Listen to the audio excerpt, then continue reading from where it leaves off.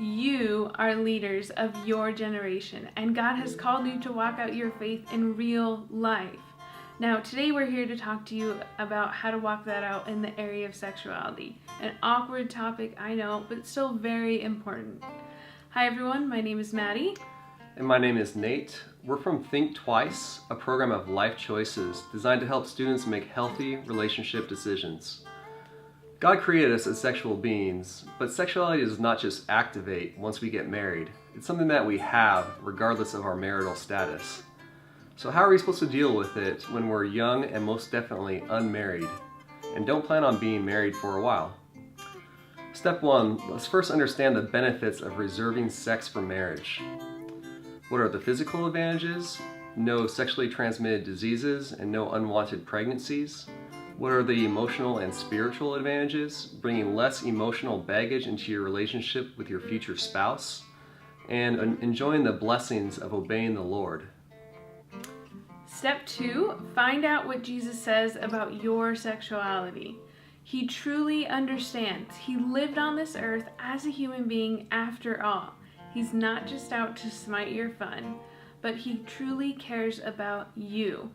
The Lord clearly says in His Word that sex is meant for marriage, and there are many verses that back this up. And we can trust that God's law is for our good.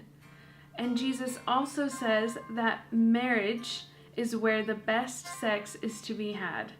Step 3, ask yourself, is my relationship status or having sex more important to me than my relationship with the Lord? Be honest. Sex is a great gift, and when experienced in marriage with one other person, it can be a cozy campfire.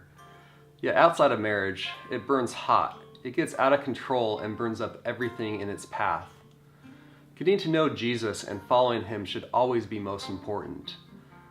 Both relationships and sex weren't created to be our ultimate fulfillment, and no one in history has ever been fully satisfied with the amount or quality of sex in their life. But when Jesus builds the integrity of our lives according to His Word, both sex and relationships become deeply satisfying rewards that won't burn up or burn us up. Step 4, find out what Jesus thinks about you.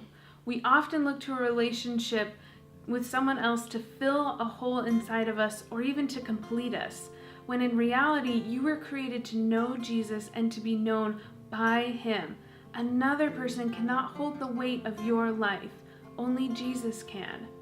We all make mistakes, but Jesus took all of our guilt and shame on the cross, and He will give you forgiveness and freedom. All you have to do is ask. You are a son or a daughter of the King of the universe.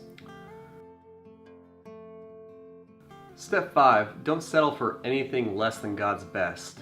An image on a screen or a book like 50 Shades of Grey is a counterfeit form of true intimacy. It's not real and it's definitely not healthy. Don't settle for someone just because you want to be in a relationship or be married. Jesus loves you and wants the best for you. He can and desires to lead you in a path of righteousness while you wait for some of the gifts He has for you later in life. So let's wrap this up with a word from God. Romans 12:1-2 says, "And so, dear brothers and sisters, I plead with you to give your bodies to God because of all He has done for you. Let them be a living and holy sacrifice, the kind He will find acceptable. This is truly the way to worship Him. Don't copy the behaviors and customs of this world, but let God transform you by changing the way that you think. Then you will learn to know God's will for you, which is good and pleasing and perfect." So take the challenge. Be a leader and honor God with your sexuality.